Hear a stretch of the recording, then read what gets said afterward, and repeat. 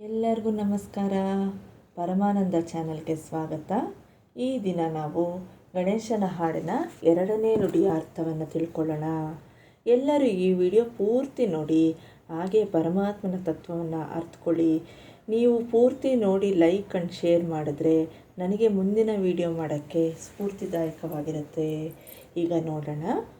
ಗುಣಾತೀತ ಮಾಧ್ಯಂ ಚಿದಾನಂದರೂಪಂ ಚಿದಾಭಾಸಕಂ ಸರ್ವಗಂ ಜ್ಞಾನಗಮ್ಯಂ ಮುನಿಧ್ಯೇಯಮಾಕಾಶರೂಪಂ ಪರೇಶಂ ಪರಬ್ರಹ್ಮರೂಪಂ ಗಣೇಶಂ ಭಜೇಮ. ಪರಬ್ರಹ್ಮರೂಪಂ ಗಣೇಶಂ ಭಜೇಮ. ಏನಿದರರ್ಥ? 3 ಗುಣಗಳನ್ನು ಮೀರಿದ ಆದಿ ಕಾರಣನಾದ ಶುದ್ಧ ಚೈತನ್ಯ ಆನಂದ ಸ್ವರೂಪನು, ಎಲ್ಲೆಡೆ ವ್ಯಾಪಿಸಿರುವವನು ಮತ್ತು ಜ್ಞಾನದಿಂದ ಮಾತ್ರ ಅರಿಯಬಹುದಾದವನು, ಋಷಿಗಳು ಧ್ಯಾನಿಸುವ ಆಕಾಶದಂತೆ ನಿರಾಕಾರ ಪರಮೇಶ್ವರನಾದ ಆ ಪರಬ್ರಹ್ಮರೂಪನಾದ ಗಣೇಶನನ್ನು ನಾವು ಭಜಿಸುತ್ತೇವೆ. ಈಗ ಒಂದೊಂದೇ ಪದದ ಅರ್ಥವನ್ನು ತಿಳ್ಕೊಳ್ಳೋಣ. ಗುಣಾತೀತ ಮಾಧ್ಯಂ. ಗಣೇಶ ತ್ರಿಗುಣಾತೀತನು, ಗುಣಾತೀತ, ಗುಣಗಳಿಗೆ ಅತೀತನು. ನಾವೆಲ್ಲ ಗುಣಗಳ ಒಳಪಟ್ಟು ಎಲ್ಲ ಕೆಲಸಗಳನ್ನು ಮಾಡ್ತಾಯಿದ್ದೀವಿ. ಯಾವುದಪ್ಪ ಈ 3 ಗುಣಗಳು ಅಂತಂದರೆ ಸತ್ವ, ರಜಸ್, ತಮೋ ಗುಣ. ಸತ್ವಗುಣ ಶಾಂತಿ, ಪ್ರಕಾಶ. ರಜೋಗುಣ ಚಟುವಟಿಕೆ, ಆಸಕ್ತಿ. ತಮೋಗುಣ ಜಡತೆ, ಆಲಸ್ಯ. ಈ 3 ಗುಣಗಳಿಂದ ನಮ್ಮ ಮನಸ್ಸಿನ ಸ್ಥಿತಿ, ಅನುಭವಗಳು ಎಲ್ಲ ಬದಲಾಗ್ತಾ ಇರುತ್ತೆ. ಆದರೆ ಪರಮಾತ್ಮ ಗುಣಾತೀತ, ತ್ರಿಗುಣಾತೀತ, ಗುಣಗಳಿಗೆ ಅತೀತನು. ಆದ್ಯಂ ಅಂದರೆ ಆರಂಭ. ಗಣೇಶ ಮೂಲ ಕಾರಣನು. ಏನು ಇರಲಿ ಇಲ್ಲದೆ ಇರಲಿ ಆತ ಯಾವಾಗಲೂ ಇರುವವನು.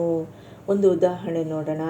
ಹೇಗೆ ಸಮುದ್ರದಲ್ಲಿ ಅಲೆಗಳು ಬರಲಿ ಬರದೇ ಇರಲಿ ಸಮುದ್ರ ಸ್ಥಿರವಾಗಿರುತ್ತೆ, ಹಾಗೆ ಗಣೇಶನು ಮೂಲ ಕಾರಣನಾದ ಶುದ್ಧ ಚೈತನ್ಯ ಸ್ವರೂಪನು. ಚಿದಾನಂದ ರೂಪ. ಚಿತ್ ಆನಂದ ರೂಪಂ. ಚಿತ್ ಅಂದರೆ ಜಾಗೃತಿ, ಅರಿವು, ಚೈತನ್ಯ. ಎಲ್ಲರಲ್ಲೂ ಚಿತ್, ಈ ಚಿತ್ ಅನ್ನೋದು ಇದೆ. ಪರಮಾತ್ಮನ ತತ್ವ ಶಕ್ತಿ ಇದೆ. ಹೇಗಪ್ಪ ಇದೆ ಅಂತ ಒಂದು ಉದಾಹರಣೆ ಮೂಲಕ ನೋಡೋಣ. ಕಣ್ಣು, ಕಿವಿ, ಕೈ, ಕಾಲು ಅದರದ್ರ ಕೆಲಸ ಮಾಡ್ತಾ ಇದೆ. ಕಣ್ಣು ಏನು ಮಾಡುತ್ತೆ? ನೋಡುತ್ತೆ. ಕಿವಿ ಕೇಳಿಸ್ಕೊಳುತ್ತೆ. ಆ ಕೆಲಸ ನಡೀತಾ ಇದೆ ಅಂದರೆ ಆ ಚಿತ್ ಅನ್ನೋದು ಶಕ್ತಿ ನಮ್ಮಲ್ಲಿದೆ. ಆ ಇರೋದ್ರಿಂದನೇ ಎಲ್ಲರೂ ಆ ಕೆಲಸ ಮಾಡ್ತಾ ಇರೋದು. ಆನಂದ ರೂಪಂ. ಪರಮಾತ್ಮ ಆನಂದ, ಚಿತ್ ಆನಂದ ರೂಪ. ಸಚ್ಚಿತ್ ಆನಂದ, ಯಾವಾಗಲೂ ಶಾಂತವಾಗಿ ಆನಂದ ರೂಪದಲ್ಲಿರುವವನು. ಆ ಗಣೇಶನಿಗೆ ನನ್ನ ನಮಸ್ಕಾರ. ಆಮೇಲೆ ಚಿದಾಭಾಸಕಂ. ಚಿತ್ ಪ್ಲಸ್ ಆಭಾಸ, ಚಿದಾಭಾಸ. ಚಿತ್ ಅಂದರೆ ಶುದ್ಧ ಚೈತನ್ಯ, ಜಾಗೃತಿ. ಆಭಾಸ ಅಂದರೆ ಪ್ರತಿಬಿಂಬ, ಕಾಣುವ ಪ್ರಭೆ, ಚೈತನ್ಯದ ಪ್ರತಿಫಲನೆ. ಹೇಗೆ ಅಂತಂದರೆ ಈ ಪ್ರಪಂಚ, ಈ ಸೃಷ್ಟಿಯೆಲ್ಲ ಪರಮಾತ್ಮನ ಪ್ರತಿಬಿಂಬದ ಥರ, ರಿಫ್ಲೆಕ್ಟೆಡ್ ರಿಯಾಲಿಟಿ. ಇದೆಲ್ಲ ಪರಮಾತ್ಮನ ಒಂದು ಪ್ರತಿಬಿಂಬ. ಹೇಗೆ ಸೂರ್ಯ ಇದ್ದಾನೆ, ಸೂರ್ಯನಿಂದ ಬೆಳಕು ಬರ್ತಾ ಇದೆ. ಸೂರ್ಯನಿಗೆ ಆ ಶಕ್ತಿ ಎಲ್ಲಿಂದ ಬರ್ತಿದೆ ಅಂತಂದರೆ ಪರಮಾತ್ಮನಿಂದ. ಅದನ್ನು ನಾವು ತಿಳ್ಕೊಬೇಕು. ಹಾಗೆ ಈ ಸೃಷ್ಟಿ ಎಲ್ಲನೂ ಪರಮಾತ್ಮನ ಚೈತನ್ಯ ಸ್ವರೂಪದಿಂದ ತುಂಬಿದೆ. ಅದನ್ನೇ ನಾವಿಲ್ಲಿ ಚಿದಾಭಾಸಕಂ. ಸರ್ವಗಂ ಜ್ಞಾನಗಮ್ಯಂ. ಎಲ್ಲ ಕಡೆ ಇರುವವನು. ಆ ಚೈತನ್ಯ ಹೇಗಿದೆ? ಎಲ್ಲ ಕಡೆ ತುಂಬಿದೆ. ಜ್ಞಾನಗಮ್ಯಂ.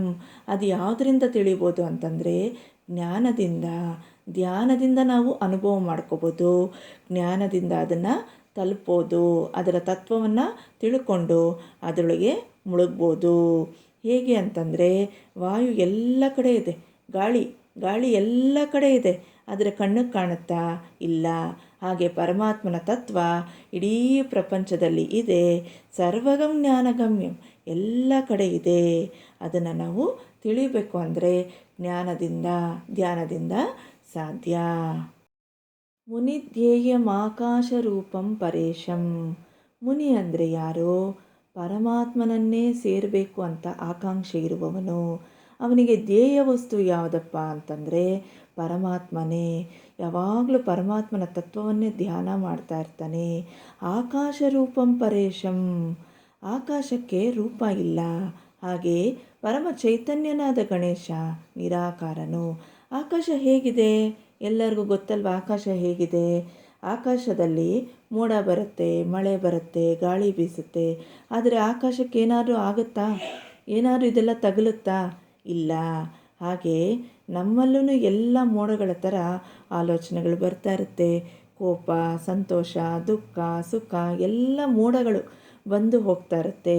ಆದರೆ ನಮ್ಮಲ್ಲಿ ಗಮನಿಸ್ತಾ ಇರುವ ಸಾಕ್ಷಿ ಚೈತನ್ಯ ಅದು ಸ್ಥಿರವಾಗಿರುತ್ತೆ. ಆ ಶಕ್ತಿ ಅನ್ನೋದು ಮೂಲವಾದ ಶಕ್ತಿ ಸ್ಥಿರವಾಗಿರುತ್ತೆ.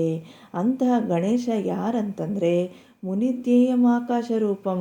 ಅಂತಹ ಗಣೇಶನನ್ನು ಧ್ಯಾನಿಸ್ತಾ ಇರೋನು ಪರಬ್ರಹ್ಮ ರೂಪಂ ಗಣೇಶಂ ಭಜೇಮ. ಅಂತಹ ಪರಬ್ರಹ್ಮ ರೂಪನಾದ ಗಣೇಶನ ಸ್ವರೂಪವನ್ನು ಆರಾಧಿಸ್ತೀನಿ, ಭಜಿಸುತ್ತೀನಿ. ನಾನು ಎಲ್ಲ ಕೆಲಸಗಳನ್ನು ಆ ಪರಮಾತ್ಮನಿಗೆ ಅರ್ಪಿಸ್ತೀನಿ ಅನ್ನೋದು ಈ ಶ್ಲೋಕದ ಸರಳವಾದ ಅರ್ಥವನ್ನು ನಾವು ತಿಳ್ಕೊಂಡಿದ್ದೀವಿ ಅಂತ ನಾನು ಭಾವಿಸ್ತಾ ಇದ್ದೀನಿ. ಎಲ್ಲರಿಗೂ ಧನ್ಯವಾದಗಳು.